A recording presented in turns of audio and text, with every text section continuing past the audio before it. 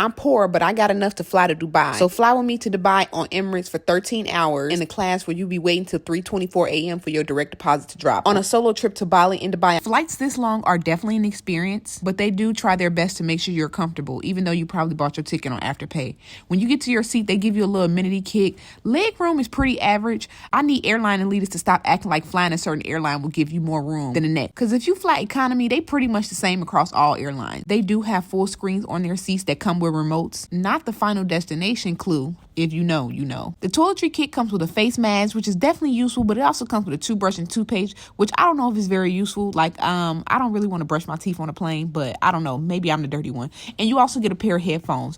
You get so much stuff, honestly. It's a lot to keep a hold of. I had the window seat at 13 hours. This is the longest flight I have ever taken, so I tried to get as comfortable as possible. There is a lot of entertainment provided on their TVs, from movies to docuseries. Like anything that's on HBO, they have on their TVs. But me being me, I go straight to the food documentaries because I realized I didn't research any restaurants. So I was trying to learn a little bit about the cuisine in Dubai. They come around and take pictures, which I think is cute. It gives nostalgia vibes, but they only ask certain people, and I think it's mostly people with kids. Finally, it was time for our first meal, which was dinner, because this was a red-eye flight if I didn't mention it already. I actually want to make a separate video about the food, but yeah, I love that they give you real silverware. I don't know, it just hit different. It make me feel first classy on Spirit. But if y'all didn't know, international flights, well, Emirates flights come with alcohol, so I had a very heavy pour of wine with my first meal, which was dinner. I was trying my best not to fall asleep, but it was 2 hours past my bedtime plus a glass of wine. I fell asleep so quick, and I fell asleep with the wine in my hand, and I guess the plane shook or something, and I jumped out my sleep and I dropped the wine on me. I love that their bathrooms have a full-length mirror. I feel like that's an excuse for people, well, especially women, to take longer. The second course of food was just a snack, and it was a slice of pizza. I watched this movie about this man who pimped out this 17-year-old.